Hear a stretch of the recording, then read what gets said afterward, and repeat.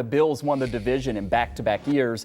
We were in the era of Kelly, Reed, Thurman, and Bruce. So even though this year's team is already in the playoffs, this weekend's game against the Jets is still a big deal because it will guarantee that second straight AFC East title.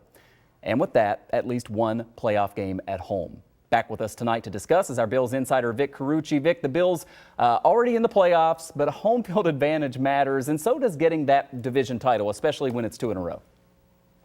Absolutely, Michael. And by the way, great to be with you. Number one, you do get that home field game. And I think that's important, even though the Bills are 5-3 at home, just as they are 5-3 on the road. But it's psychological as well. The idea that you win back-to-back AFC East championships, it makes you feel better about your collective self. You know, Vic, the Bills didn't get to face Jets rookie quarterback Zach Wilson when the two teams met earlier this season.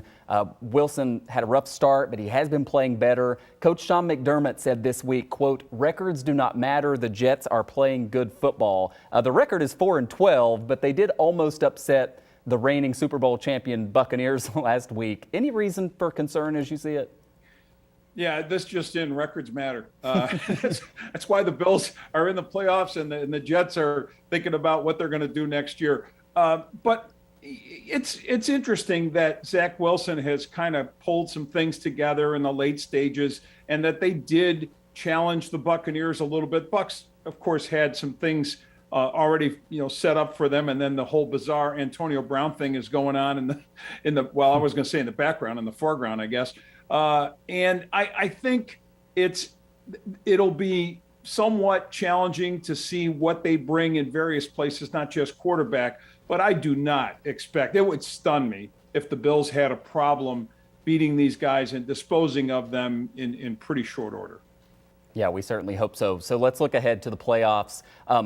We'd like to see the Bengals and the Chiefs both lose because that would allow the Bills to jump up to that 2 seed. Doesn't seem likely that that's going to happen. But at a 3 or a 4 seed, there are a few different scenarios, a lot of moving parts here in the last week of the season. Is there a team in the AFC, Vic, that you think would be worst for the Bills to draw as they start the playoffs?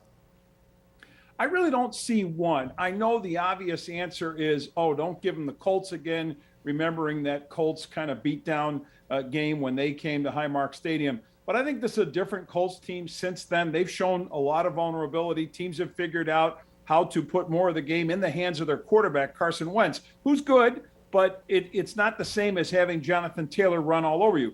The key here is that Buffalo does what they did in that second game against New England, what they've tried to do in other games, get the early lead. I know that didn't happen against Atlanta, but get an early lead, force the other team that might want to run on you to not be able to use that kind of game plan. And the Bills' capability of scoring and getting early leads is pretty good. They've outscored teams by 12 plus point differential, 12 plus points, and doing so puts them in the league lead in that category. I mean, other teams that have gone there have been 4 other teams that have had that 12 plus point total differential, and it's like the 85 Bears and the Patriots and Tampa Bay when they won a Super Bowl. The Patriots didn't win the Super Bowl that year. They lost to the Giants, but it's like a few teams that have gone on to 3 of them of the previous 4 to win Super Bowls. So maybe it's a good omen.